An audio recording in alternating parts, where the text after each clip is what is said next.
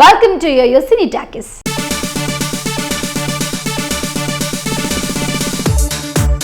Mass Maharaja Raviteja ఇక సినిమాలో నటించడా?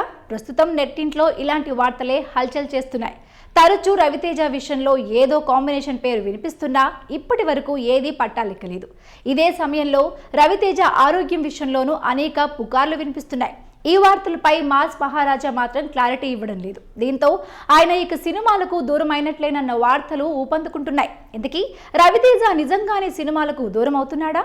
ఈ స్టోరీలో తెలుసుకోండి. మాస్ మహారాజా రవితేజకు చాలా మంది ఫ్యాన్స్ ఉన్నారు. సీరియస్ గా చెయ్యాలన్నా, కామెడీగా కనిపించాలన్నా అది రవితేజకు మాత్రమే చెల్లుతుంది. అయితే ఈ హీరో నుంచి సినిమా వచ్చి చాలా కాలం అవుతుంది. బెంగాల్ టైగర్ తరువాత మరే సినిమాను కూడా ఒప్పుకోలేదు మాస్ రాజా. ఆ మధ్యకాలంలో ఒక సినిమాలో నటించబోతున్నట్లు టాక్ వినిపించింది. కానీ అది మాత్రం జరగనే లేదు. దీంతో ఆయనపై పలు వార్తలు రావడం మొదలెట్టాయి. రవితేజకు ఆరోగ్యం సరిగా లేదని, అందుకే ఆయన సినిమాలకు దూరంగా ఉంటున్నట్లు తెలిసింది.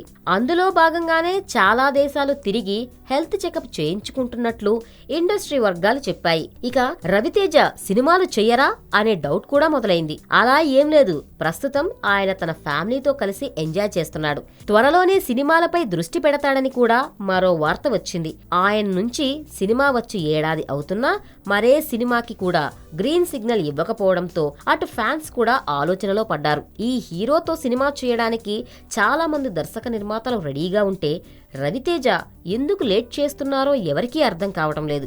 మంచి హిట్ పడాలంటే సరైన స్టోరీ దొరకాలి కాబట్టి ఆయన ఎదురు చూస్తున్నట్లు ఆయన సన్నిహిత వర్గాలు చెబుతున్నాయి. మరి ఇకనైనా రవితేజ కొత్త సినిమా పట్టాలెక్కిస్తాడా?